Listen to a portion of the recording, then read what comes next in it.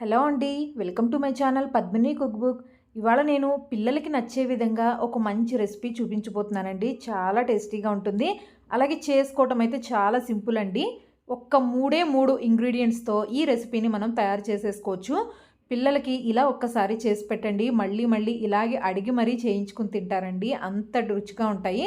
Late చేయకుండా ఈ recipe ఎలా తయారు చేసుకోవాలో చూపిస్తాను. దీనికోసం అయితే ముందుగా ఇక్కడ సన్నగా ఉండే సేమియాని తీసుకోవాలండి. అంటే మనం ఇవి కీర్ సేమియా ఉంటాయి కదండీ! అంటే రంజాన్ అప్పుడు వాళ్ళు చేసుకుంటారు కదా! సేమియా కీర్ సేమియా. ఆ సేమియాని తీసుకోవాలండి. చాలా సన్నగా ఉంటాయి. మనం రెగ్యులర్‌గా ఇంట్లో యూజ్ చేసే సేమియా కాదండి. రంజాన్ పండగప్పుడు స్పెషల్‌గా చేసుకుంటారు కదా! కీర్ సేమియా. ఆ సేమియాని తీసుకోవాలి ఈ రెసిపీ కోసం. ఏ సూపర్ మార్కెట్స్‌లో అయినా ఎక్కడైనా కూడా దొరుకుతాయండి అవి.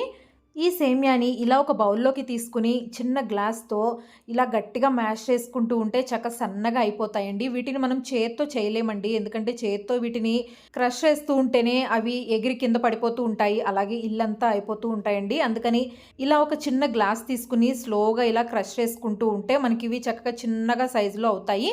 ఎందుకంటే ఇంత పొడవుగా ఉండకూడదండి. వీటిని ఇలా క్రష్ చేసుకుంటే చాలా సన్నగా అయిపోతాయి.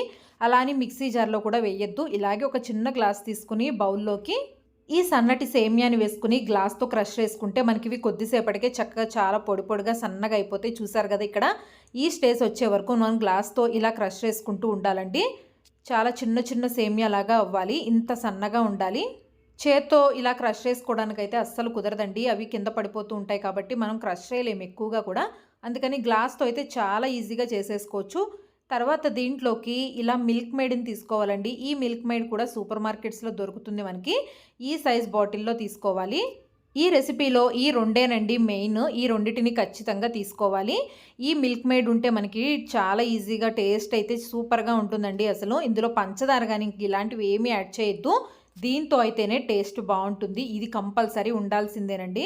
ఇప్పుడు రెసిపీ తయారు చేసుకోవడం కోసం స్టవ్ వెలిగించి ప్యాన్ పెట్టుకుని అందులో ఒక్క అర టీ స్పూన్ దాకా మాత్రమే నెయ్యిని వేసుకోవాలి. నేను క్రష్ చేసుకున్న ఈ సేమియా అంతా కొలుచుకుని తీసుకుంటున్నాను. 1 కప్పు దాకా అయిందండి. 1 కప్పు తీసుకుంటే సరిపోతుంది. ఈ రెసిపీ మీరు ఎప్పటికప్పుడు పిల్లలకి ఫ్రెష్‌గా చేసి పెడితే బావుంటుంది. ఇక్కడ నేను క్రష్ చేసుకున్న సేమియా మొత్తం ఒక చిన్న కప్పు దాకా అయిందండి. ఈ నేతిలో వీటిని కొద్దిగా వేయించుకోవాలి. ఇవి ఆల్రెడీ మనకి బయట షాప్‌లో వేయించే అమ్ముతారండి. కాకపోతే మనం కొద్దిగా పచ్చివాసన అది పోయే వరకు కొద్దిగా నెయ్యి వేసుకొని మళ్ళీ వేయించుకోవాలి. ఇంకా కొద్దిగా కలర్ చేంజ్ అయ్యే వరకు వేయించుకోవాలి. మనకి తర్వాత స్వీట్ తయారు చేసుకున్నప్పుడు కూడా ఆ పచ్చివాసన అనేది తెలియకుండా ఉంటుందండి. ఇక్కడ మీరు నెయ్యి ప్లేస్‌లో వెన్ననైనా కూడా తీసుకోవచ్చు. ఏది కూడా ఎక్కువగా తీసుకోవద్దు. ఒక్క పావు టీ స్పూన్ మాత్రమే తీసుకోవాలి. చూసారు కదా! ఇలాగే లో ఫ్లేమ్‌లో పెట్టుకొని వేయించుకుంటే కొద్దిసేపటికి మంచి కలర్ వచ్చేసింది. ఇంత మంచి కలర్ వచ్చే వరకు చక్కగా వేయించుకోవాలండి వీటిని. ఈ కలర్ వచ్చేంత వరకు వేయించుకున్న తర్వాత ఇందులోకి ఇందాక నేను చూపించినట్టుగా మిల్క్ మేడ్‌ని తీసుకోవాలి. నేను చూపించిన బాటిల్‌లో సగం మాత్రమే యూజ్ చేశానండి. నేను తీసుకున్న ఒక కప్పుకి సగం కప్పు దాకా మిల్క్ మేడ్ సరిపోతుంది. ఆ స్వీట్‌నెస్ కూడా మనకి కరెక్ట్‌గా ఉంటుందండి. మరి ఎక్కువగా కాకుండా, తక్కువగా కాకుండా సగం తీసుకుంటే సరిపోతుంది. అదే మీరు ఇంకొక కప్పు సేమియా తీసుకున్నట్లయితే ఈ ఫుల్ బాటిల్ మొత్తం మిల్క్ మేడ్‌ని వేసేసుకోవచ్చు. మిల్క్ మేడ్ కూడా వేసేసుకుని లో ఫ్లేమ్‌లో పెట్టుకుని ఈ సేమియా మొత్తం కలిసేలాగా బాగా కలుపుకుంటూ ఉండాలి. ఇది మనకి వేగుతూ ఉంటేనే కొద్దిగా తొందరగా గట్టిపడుతుందండి. లో ఫ్లేమ్‌లో పెట్టుకుని ఇలా మొత్తం సేమియా అంతటికి ఆ మిల్క్ మేడ్ అంతా పట్టేలాగా బాగా కలుపుకోవాలండి. ముందుగా మనం సేమియా వేయించుకున్నప్పుడు కూడా నెయ్యి ఎక్కువగా వేసేస్తే మనకి ఈ స్టేజ్ వచ్చిన తర్వాత నెయ్యి అనేది పైకి తేలిపోతుందండి. అందుకని నెయ్యి కూడా ఎక్కువగా వేయొద్దు. ఇప్పుడు స్టవ్ ఆఫ్ చేసి చల్లారబెట్టుకోవాలి. ఇది కొద్దిగా చల్లారిన తర్వాత మనకి గట్టిపడుతుందండి. కంప్లీట్‌గా చల్లారిన తర్వాత ఈ స్వీట్‌ని మనం ఒక మంచి షేప్‌లో తయారు చేసుకోవడం కోసం ఇక్కడ నేను పిల్లల కోసం మనం సిరప్ వేస్తూ ఉంటాం గదా! ఆ సిరప్ మూతలు ఇలా పక్కన పడేస్తూ ఉంటాం గదండీ! ఈ సిరప్ మూతని తీసుకొని దానికి కొద్దిగా నెయ్యిని అప్లై చేసుకోవాలండి. అంటే ఇదే మూత తీసుకోవాలని ఏం లేదు. మీ దగ్గర ఏదున్నా కూడా తీసుకోవచ్చండి. ఇలా సిరప్ మూతను తీసుకొని చక్కగా దానికి నెయ్యిని అప్లై చేసేసుకొని కొద్దిగా స్వీట్‌ని పెట్టుకొని మనకి షేప్ కోసం ఇలా ప్రెస్ చేసుకుంటూ ఉంటే మనకి రౌండ్ షేప్‌లో వస్తుందండి. మరి సిరప్ మూతకి ఫుల్‌గా పెట్టేస్తే ఏంటంటే అవి పెద్ద సైజులో వచ్చేస్తాయి. పిల్లలు సగం తిని సగం వదిలేసేట్టు కాకుండా ఇలా మనం చిన్న సైజులో తయారు చేసుకుంటే వాళ్ళు ఈజీగా తినటానికి కూడా బావుంటాయండి. పడేయకుండా కూడా ఉంటారు.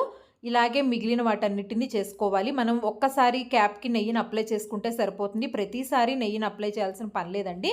మళ్ళీ కొద్దిగా స్వీట్‌ని తీసుకొని ఇలా క్యాప్‌లో పెట్టేసి చేత్తో ఇలా కొద్దిగా ప్రెస్ చేసుకొని షేప్ చేసుకుంటే సరిపోతుంది. మనకి రౌండ్ షేప్‌లో చేసుకుంటే బావుంటాయండి. మీరు రౌండ్ షేప్ చేసుకోవడం కోసం ఇలా చిన్న చిన్నగా వేరే మూతలు ఏదైనా కూడా తీసుకోవచ్చండి. నా దగ్గర ఈ సిరప్ మూత ఉంది కాబట్టి నేను ఇది యూజ్ చేశాను. ఇలా మనకి ఈజీగా డీమోల్డ్ కూడా అయిపోతాయి. ఆల్రెడీ నెయ్యిని అప్లై చేసుకొని ఉంటాం కాబట్టి మనకి అంటుకోవడం గాని అలా ఏముండదండి. అన్నిటిని ఇలా తయారు చేసేసుకోవాలండి. మీకు ఇలా అన్నీ క్యాప్‌లో పెట్టుకొని షేప్ చేసుకోవటం కష్టంగా ఉంది అనుకుంటే, ఇక్కడ చివర్లో నేను చూపించిన విధంగా కొద్దిగా స్వీట్‌ని తీసుకొని ఇలా ప్రెస్ చేసుకుంటూ రౌండ్‌గా బాల్‌లాగా ఇలా అయినా కూడా చేసుకోవచ్చండి. ఇలా కూడా ఈజీగానే అయిపోతాయి. మీకు తొందరగా అయిపోవాలి అనుకుంటే ఇలా చేసుకోండి. లేదు కొద్దిగా కష్టంగా ఉన్నా పర్వాలేదు అలా క్యాప్‌తో చేసుకుంటాము అంటే అలా అయినా కూడా చేసుకోవచ్చండి. మనం క్యాప్‌తో అలా తయారు చేసుకుంటే మనకి పిల్లలు కూడా చూడ్డానికి కొద్దిగా అట్రాక్టివ్‌గా ఉంటుంది. అలాగే వాళ్ళు తీసుకొని తినటానికి కూడా బావుంటాయండి.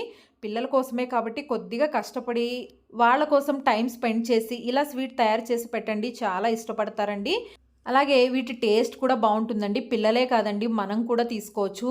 చాలా రుచిగా ఉంటాయి. ఇక్కడ నేనైతే అన్నిటిని ఇలాగే తయారు చేసేసుకున్నానండి. ఇవి కొద్దిగా డ్రై అయిపోయిన తర్వాత మనకి గట్టిగా తయారవుతాయి. అప్పుడు ఇంకా బావుంటాయి. ఈ స్వీట్ తయారైపోయిందండి. మనకి చాలా సింపుల్‌గా 3 ఐటెమ్స్‌తో మనం ఈ స్వీట్‌ని పిల్లల కోసం తయారు చేసి పెట్టేయచ్చు.